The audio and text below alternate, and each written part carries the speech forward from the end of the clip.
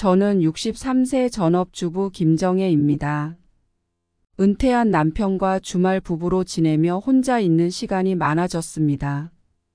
평일에 남편은 지방에 있는 텃밭을 가꾸며 지냈고 저는 주방 일에서 해방되어 홀가분한 시간을 보내고 있었습니다.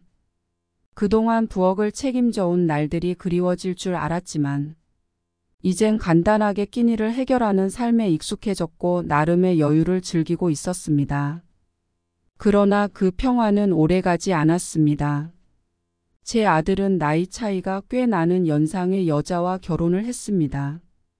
며느리는 대기업에 다니며 돈을 잘 벌었고 집까지 마련해 놓은 상태였습니다. 사실 아들이 준비할 것은 크게 없었기에 결혼은 순조롭게 이루어졌고 저는 며느리가 마음에 들었습니다. 며느리는 우리 가족에게 선물도 자주 사주고 용돈도 넉넉하게 챙겨주는 고마운 사람이었습니다. 저는 맞벌이를 하는 아들과 며느리가 안쓰러워 보였습니다. 매일 직장에서 고생하고 들어오는 두 사람을 생각하니 마음이 짠해서 저녁은 우리 집에서 먹고 가렴. 는 말을 건넸습니다. 그럴 때마다 아들과 며느리는 저의 음식 솜씨를 칭찬하며 맛있게 먹고 갔습니다. 저는 아들이 좋아하는 반찬을 따로 만들어 집에 가져가라고 싸주기도 했습니다. 그런데 그것이 문제가 되었습니다. 가끔씩 저녁을 먹고 가던 아들 부부는 점차 우리 집에 오는 횟수가 많아졌습니다. 퇴근 후 본인들 집에 가지 않고 우리 집으로 바로 오는 일이 잦아졌습니다. 저는 아들과 며느리의 식사를 챙겨주는 일이 부담스럽게 느껴지기 시작했어요. 얼마 전 있었던 일이 떠오르네요.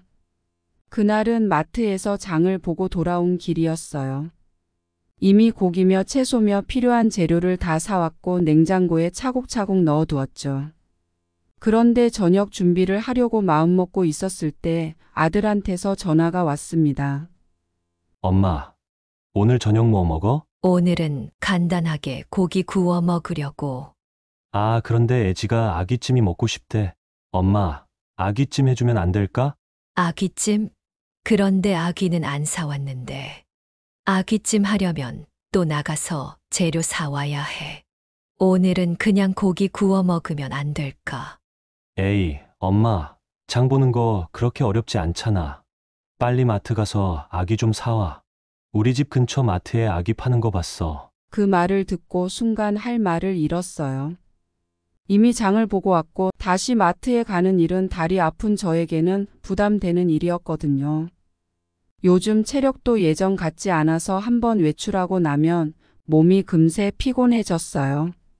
하지만 아들의 말을 거절할 수가 없었어요. 저는 알았어라고 말하고 전화를 끊었습니다. 다시 마트에 가서 아귀를 사고 며느리가 좋아하는 아귀찜을 만들었습니다. 저녁 내내 주방에서 음식을 만들면서 이런 생각이 들더라고요. 내가 이렇게까지 해야 하나? 내가 아들 부부의 식사를 매번 이렇게 신경 써야 하는 게 맞는 걸까? 아들은 장 보는 게 어렵지 않다고 말했지만 제겐 결코 쉬운 일이 아니었어요. 체력적으로도 시간적으로도 이제는 힘에 부치기 시작했어요. 아들과 며느리를 생각해서 최선을 다해주고 싶었지만 이런 상황이 계속되다 보니 저도 조금은 쉬는 시간이 필요하다는 생각이 들었습니다. 하지만 저는 점점 더 바빠졌습니다. 남편이 텃밭을 가꾸러 가고 나면 혼자 여유를 즐기던 제 일상은 사라지고 다시 주방에서 바쁘게 음식을 차려야 하는 날들이 시작된 겁니다. 아들 부부는 평일 저녁뿐만 아니라 주말에도 우리 집에 와서 끼니를 해결했습니다. 주말에는 남편과 함께 시간을 보내려고 했던 것도 무의미해졌습니다. 아들 부부가 주말마다 우리 집에 찾아왔기 때문입니다. 엄마, 오늘 점심 뭐 할 거야? 오늘은 좀 빨리 가서 먹으려고. 오늘은 간단하게 냉면이랑 만두 먹으려고. 날씨 더우니까 시원한 거 먹으면 좋을 것 같았어. 와, 역시 우리 어머니 센스 있으시다. 너무 맛있겠어요. 그렇게 점심을 먹고 나서는 후식으로 시원한 수박까지 내주었습니다. 아들과 며느리는 아주 만족스러운 얼굴로 과일까지 먹고는 영화 보러 간다며 집을 나섰습니다. 저녁 시간이 되어 아들 부부는 다시 우리 집으로 돌아왔습니다. 저는 영화를 보러 간다기에 본인들 집으로 갈 줄 알았더니 우리 집으로 왔더군요. 아들과 며느리가 집으로 들어오는 걸 본 저는 당황했습니다. 얘들이 우리 집을 식당으로 보고 있나? 이런 생각까지 들었습니다. 하지만 저는 표현이 서툴어서 아들과 며느리에게 제 의사를 말하는 것이 쉽지 않았습니다. 저는 저녁을 준비하기 시작했습니다. 점심부터 시작해서 계속해서 음식을 차리다 보니 몸이 천근만근이었어요. 엄마, 오늘 저녁은 뭐야? 우리 배고파서 빨리 먹고 싶어. 간단하게 고기 구워 먹자. 고기 정말 맛있겠어요. 아들과 며느리는 언제나처럼 음식을 맛있게 먹고 웃으며 대화를 나눴지만 제 속은 복잡했습니다. 아들 부부가 얼굴을 보여주는 것이 처음에는 고마웠지만 이제는 힘들기만 했습니다. 아들과 며느리는 식사 후 어머니, 너무 맛있어요. 라고 말하며 과일까지 깔끔하게 먹고 갔습니다. 그 모습을 지켜보던 남편이 저에게 다가와 물었습니다. 이게 무슨 일이야? 아들 부부가 하루에 2번씩 와서 밥을 먹고 가는 게 무슨 상황이야? 당신이 아무 말 안 하니까 내들이 당연하게 생각하는 거 아니야? 사실 남편의 말이 맞았지만 저는 아무 말도 못했습니다. 제가 계속해서 차려주다 보니 아들 부부는 당연하게 생각하고 있는 것 같았어요. 남편은 결국 참지 못하고 아들에게 말했습니다. 너희 엄마가 많이 힘들어하니 이젠 그만 와라. 매일같이 와서 밥을 먹는 건 너무한 거 아니냐? 그 순간 아들의 표정이 굳어지더니 남편에게 반박했습니다. 아빠, 무슨 소리예요? 엄마는 우리가 와서 밥 먹는 거 좋다고 하셨어요. 엄마가 힘드시면 엄마가 직접 말씀하시겠죠. 아빠가 왜 나서서 이래라 저래라 하세요. 엄마가 직접 말 못해서 내가 대신 말하는 거다. 너희가 매번 와서 먹고 가는 게 얼마나 힘든 일인지 알아? 음식 준비하는 것도 힘들고 식비도 만만치 않아. 너희가 아무렇지 않게 생각하는 게 문제야. 엄마는 괜찮다는데 아빠가 왜 그래요? 아빠는 집에 계시지도 않으면서 모르시면 가만히 계세요. 그 말에 남편은 한숨을 쉬며 더 이상 말하지 않았지만 속으로는 매우 화가 난 것 같았습니다. 그날 밤 남편은 저에게 조용히 물었습니다. 당신 정말 괜찮은 거야? 왜 애들한테 말 안 해? 처음에는 애들이 와서 밥 먹고 가는 게 좋기도 했고, 맛있게 먹는 걸 보니 뿌듯하기도 했어. 근데 솔직히 요즘은 힘들긴 해. 남편은 한참 동안 아무 말도 하지 않더니 고개를 끄덕였습니다. 그럼 이제라도 말해. 당신이 얘기하지 않으면 계속 반복될 거야. 남편이 지방으로 내려가고 저는 혼자 지내며 얘들 식사를 준비해야 했습니다. 식사를 준비하는 일이 길어지면서 메뉴에 더 신경을 써야 했습니다. 혼자라면 간단하게 차려 먹으면 되는 것을 아들 부부가 밥을 먹으러 오면서 요리부터 설거지까지 손이 많이 갔습니다. 아이들에게 설거지라도 맡기라고 하시겠지만 저는 제 살림을 남의 손에 맡기는 걸 좋아하지 않습니다. 그래서 모든 일은 온전히 저의 일이 되었습니다. 식비도 만만치 않았습니다. 아이들에게 말하지 않았지만 그들의 방문이 늘어날수록 우리 집의 식비가 급격히 증가했습니다. 남편이 집에 있을 때는 둘이니 간단하게 해결했지만 아들과 며느리가 집에 와서 밥을 먹으면서 그들 입맛에 맞는 음식을 준비하다 보니 장보는 횟수도 늘어나고 비용도 커졌습니다. 처음엔 사랑하는 가족이니 괜찮다며 넘겼지만 시간이 갈수록 불만이 쌓여갔습니다. 장을 보고 돌아온 저는 남편에게 생활비 이야기를 꺼냈습니다. 여보, 요즘 생활비가 부족해. 아들 부부가 자주 와서 그런지 식비도 예전보다 훨씬 많이 나가고 적금을 깨야 하나 싶어. 뭐, 적금을 깨자고 우리가 노후에 쓸 돈을 아이들 밥 먹이는 데 쓰자는 거야. 그건 아니지.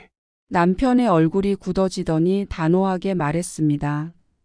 아이들한테 그만 오라고 해. 당신이 아무 말 안 하니까 애들이 계속 오는 거잖아. 이렇게 하다간 당신도 힘들고 우리 생활비도 다 없어진다고. 남편의 말이 틀리지 않았지만 저는 아들과 며느리에게 오지 말라고 말하기 힘들었어요. 며칠 후 친구와 만난 자리에서 저는 답답한 마음을 털어놓았습니다. 요즘 우리 아들 부부가 너무 자주 와서 밥을 먹고 가는데 이제는 몸도 힘들고 식비도 부담이 돼. 어떻게 해야 할지 모르겠어. 친구는 제 얘기를 들으며 잠시 생각하더니 방법을 제안했습니다. 그럼 이렇게 해봐. 아들 부부가 집에 올 때마다 김치랑 밥만 내주는 거야. 몸이 아파 장 보러 갈 수 없어서 반찬을 못 만들었다고 하면 되잖아. 김치랑 밥. 그러면 너무 성의 없다고 생각하지 않을까? 아니야. 그게 바로 너의 메시지인 거지. 네가 몸이 아파서 장 보러 나가는 것도 힘들고 음식을 준비할 기운이 없다는 걸 보여주는 거지. 눈치가 있는 아들이라면 알아차릴 거야. 친구의 말에 순간 멈칫했지만 나름 일리가 있다는 생각이 들었습니다. 그렇게 하면 아들과 며느리도 눈치를 채고 자주 오지 않을 거라는 생각이 들었죠. 그날 이후 저는 친구의 조언을 실천해 보기로 했습니다. 아들과 며느리가 우리 집에 찾아왔을 때 일부러 반찬을 내놓지 않고 김치와 밥만 준비했습니다. 엄마, 오늘은 반찬이 김치밖에 없어? 요즘 몸이 안 좋아서 장도 못 보고 반찬을 만들 기운도 없었어. 미안하다. 오늘은 간단하게 먹자. 며느리도 잠시 당황한 듯 했지만 아무 말 없이 밥을 먹기 시작했습니다. 저는 다음 날도 그 다음 날도 밥과 김치만 내주었습니다. 저는 속으로 이제 아들 부부도 눈치를 챘겠지라고 생각했습니다. 그날 오후 저는 평소처럼 집에서 쉬고 있었습니다. 갑자기 문 앞에서 벨소리가 울리더군요. 문을 열어보니 택배가 한가득 와 있었습니다. 상자를 열어보니 고기며 채소 각종 음식 재료가 가득 들어 있었어요. 그 순간 며느리에게서 전화가 걸려왔습니다. 어머니, 택배 받으셨어요? 제가 어머니 힘드실까봐 인터넷으로 장 봐서 보냈어요. 그래. 네가 보냈구나. 근데 이렇게까지 많이 보냈니? 혼자 먹기에는 너무 많은 것 같은데. 아니에요. 어머니, 저희가 퇴근하고 가서 먹을 거예요. 어머니께서 장 보기 힘들다고 하셔서 재료를 보낸 거예요. 저희가 오늘 먹고 싶은 음식 재료들을 보냈으니 도착 시간에 맞춰서 준비해 주시면 좋겠어요. 순간 멍해졌습니다. 몸이 힘들고 장 보러 갈 기운이 없다고 말했더니 아들 부부는 음식 재료를 배달시켰습니다. 며느리는 친절한 척했지만 제가 음식 만드는 상황을 만들었습니다. 아들과 며느리는 당연하다는 듯이 우리 집으로 퇴근했습니다. 엄마, 오늘 택배 잘 받았죠? 우리가 먹고 싶은 것들로 재료를 준비했으니까 이제 요리만 하면 돼요. 이제 엄마가 장볼 필요 없어요. 잘했죠? 어머니, 힘드시면 저희가 도와드릴게요. 이렇게 재료까지 다 준비했으니 어머니도 장 보는 것에 대해 부담 갖지 마세요. 그 말을 들으니 어이없기도 하고 서글프기도 했습니다. 부담을 덜어준다면서 사실상 저에게 음식을 만들어 달라는 거였으니까요. 보내온 음식 재료들을 보니 하나같이 비싼 것들이었고 그 돈이면 그냥 외식하는 게 더 나을 것 같았습니다. 하지만 이미 재료가 다 와버렸으니 어쩔 수 없이 주방으로 들어가 요리를 시작했습니다. 아들 부부는 거실에 앉아 TV를 보며 웃고 떠들었고 저는 그들의 저녁을 위해 주방에서 땀을 흘리며 음식을 만들고 있었습니다. 음식을 다 차리니 아들과 며느리는 마치 식당에서 음식을 대하듯 당연하게 생각하는 것 같았습니다. 엄마 음식은 최고네요. 역시 배달로 시키길 잘했어요. 어머니 덕분에 오늘도 맛있게 먹고 가네요. 다음에도 이렇게 편하게 장 보는 건 어떠세요? 카드 주시면 제가 대신 주문해 드릴게요. 저는 이 상황에서 벗어나야겠다는 생각이 들었습니다. 아들과 며느리의 끊임없는 방문과 당연하다는 듯이 저를 부엌으로 내모는 그들의 태도에 지칠 대로 지쳤거든요. 처음에는 맛있게 먹고 가는 모습에 마음이 뿌듯했지만 이제는 마치 제가 식당을 운영하는 사람처럼 느껴졌습니다. 남편은 지방에서 텃밭을 키우며 주말에만 본가로 올라오는데 함께 시골에서 살자는 제안을 몇 번이나 했었습니다. 하지만 저는 서울에 사는 걸 선호해서 그 제안을 거절했습니다. 저는 도시의 편리함과 사람 만나는 것을 좋아하거든요. 하지만 아들 부부가 가까이 있는 한 이 지옥 같은 일상에서 도망칠 수 없을 것만 같았어요. 결국 저는 특단의 조치를 취하기로 마음먹었습니다. 여보, 나 이제 더는 못 참겠어. 얘들과 같이 계속 지냈다가는 나도 병이 날 것 같아. 당신 말대로 시골로 내려가는 게 맞을지도 모르겠어. 늘 서울에서 살겠다고 했던 저희 말에 남편도 놀란 듯 했습니다. 시골로 내려오겠다고. 그럼 아들 부부도 오지 못하겠지. 남편은 제 말에 안도하는 듯 보였습니다. 사실 그도 아들 부부의 끝없는 요구에 대해 마음속으로는 불만이 있었을 테니까요. 아들은 그날도 퇴근하고 저녁을 먹으러 우리 집에 온다고 했습니다. 저는 아들의 마음을 떠보기 위해서 거짓말을 했습니다. 아들, 이제 더는 밥을 챙겨줄 수 없을 것 같아. 아버지가 건강이 안 좋아져서 시골에서 요양을 해야 해. 지방에 같이 내려가서 아버지를 돌봐야 할 것 같아. 그 말을 듣자마자 아들의 얼굴이 굳어지더니 대뜸 이렇게 말하더군요. 그럼 우리 밥은 누가 해? 엄마가 시골로 내려가면 우리 저녁은 어떻게 해? 저는 순간 너무 화가 나서 말문이 막혔습니다. 제가 우려했던 말을 아들은 그대로 뱉었습니다. 그동안 내가 해준 모든 노고가 당연하게 느껴졌던 걸까요? 내가 니들 밥 해주는 사람이야? 내가 너희 집 식모니? 내가 니들 끼니를 책임지려고 너를 낳은 것도 아니고 해도 너무 하는구나. 저는 한참을 쌓아왔던 감정을 터뜨렸습니다. 아들은 잠시 당황한 듯 했지만 금세 말을 이었습니다. 아니, 그런 뜻은 아니고 그냥 엄마가 우리한테 해주던 게 너무 익숙해져서 그런 거예요. 하지만 이미 상처는 깊었습니다. 저는 아들에게 분명히 말했습니다. 난 이제 시골로 내려갈 거야. 아버지는 요양을 해야 하고 내가 필요해. 그렇게 남편이 있는 지방으로 내려온 저는 한 달쯤 되었을 때 점점 무료함을 느끼기 시작했습니다. 처음에는 평온하고 조용한 분위기가 좋았지만 시간이 지나면서 친구들과 즐기던 서울 생활이 그리워지더군요. 맛집을 찾아다니고 멋진 카페에서 커피를 즐기던 제 소소한 취미가 생각났습니다. 어느 날 저녁 남편에게 슬쩍 이야기를 꺼냈습니다. 여보, 나 한 달이나 시골에서 지냈잖아. 난 요즘 다시 서울로 돌아가고 싶다는 생각이 들어. 남편은 TV를 보다 말고 저를 쳐다봤습니다. 약간 놀란 표정이었죠. 뭐, 다시 서울로 올라가겠다고?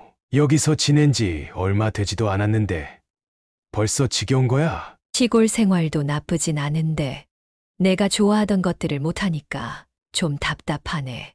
친구들도 보고 싶고 가끔은 맛집이나 카페도 다니고 싶어. 당신은 텃밭에서 일하면서 시간을 잘 보내지만 나는 좀 심심해.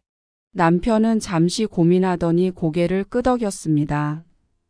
뭐, 당신이 그렇게 생각한다면 올라가면 되지. 아들 부부한테는 알리지 않는 게 좋겠어.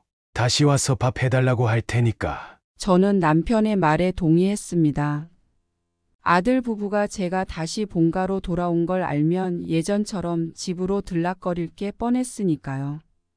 절대 알리지 않을 거야. 조용히 나만 돌아가서 지내면 돼. 당신도 주말마다 오면 되잖아. 그렇게 저는 다시 서울로 올라가기로 마음먹었죠. 서울로 올라온 저는 친구들과 만남도 갖고 예전처럼 카페에서 커피도 마시며 여유로운 도시 생활을 즐기던 어느 날이었습니다. 동네에서 장을 보고 돌아오다가 우연히 아들 부부와 마주쳤습니다. 정말 예상치 못한 일이었죠. 순간 당황스러웠습니다. 엄마가 여기 웬일이야? 시골에서 아버지랑 지낸다더니 올라왔어? 저는 그 상황에서 순간 어떻게 대답해야 할지 몰라 머뭇거렸습니다. 그냥 잠깐 올라왔어. 아들은 의심스러운 눈빛으로 쳐다보며 다시 물었습니다. 엄마, 그러면 왜 우리한테 연락 안 했어? 엄마 올라왔으면 우리가 알았어야지. 아버지가 아프신 게 맞는 거야? 아니면 다른 이유가 있어? 대답을 피하면 저는 다시 시골로 내려가야 했기 때문에 솔직하게 말했습니다.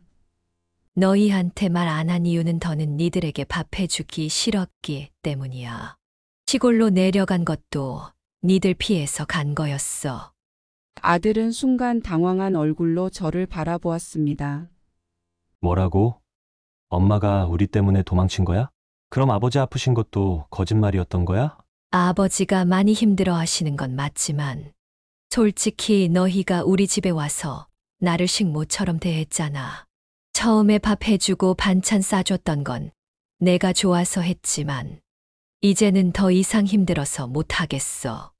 저의 솔직한 말에 아들은 깊은 한숨을 쉬며 섭섭한 감정을 표현했습니다.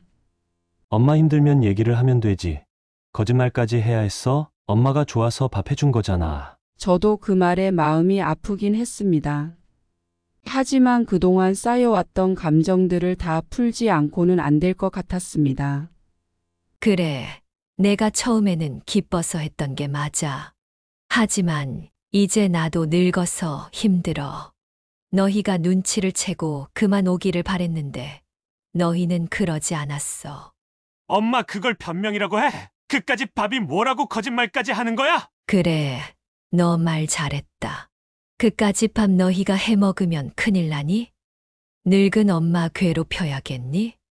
알겠어. 다시는 괴롭히지 않을 테니까 연락하지 마. 그렇게 대화를 나눈 뒤 아들 부부와의 관계는 서먹해졌습니다. 예전처럼 자주 연락하거나 집에 오지는 않더군요. 서로 감정의 벽이 생긴 것 같아 마음이 무겁습니다. 저는 아들 부부와 이렇게 멀어지기를 바라진 않았습니다. 그래서 눈치를 보며 도망치듯 시골로 내려갔던 건데 결국 피하지 못하고 이렇게 되었습니다. 지금은 아들 부부와의 관계를 어떻게 회복해야 할지 고민 중입니다. 이 사연을 들으시는 여러분도 가족과의 관계에서 어려움이 있다면 서로의 입장을 먼저 생각하고 솔직하게 대화하는 것이 중요하다는 걸 기억하셨으면 좋겠습니다. 오늘 사연은 우리 주변에서 흔히 볼 수 있는 하지만 그 속에 깊은 감정이 담긴 이야기였습니다. 가족이기에 당연하게 느껴질 수 있는 것들이 때로는 상대에게 큰 부담이 될 수도 있죠. 그 마음을 솔직하게 털어놓지 않으면 오해가 쌓이고 결국 관계에 금이 가기도 합니다. 지금 이 사연을 들으면서 혹시 여러분도 가족 간의 갈등이나 서운한 마음을 억누르고 있진 않으신가요? 서로의 감정을 이해하고 솔직한 대화를 나누는 것이 가장 중요한 해결책일지도 모릅니다. 우리 모두가 가족 안에서 더 행복하고 존중받는 관계를 만들어가길 바랍니다. 끝까지 들어주셔서 감사합니다.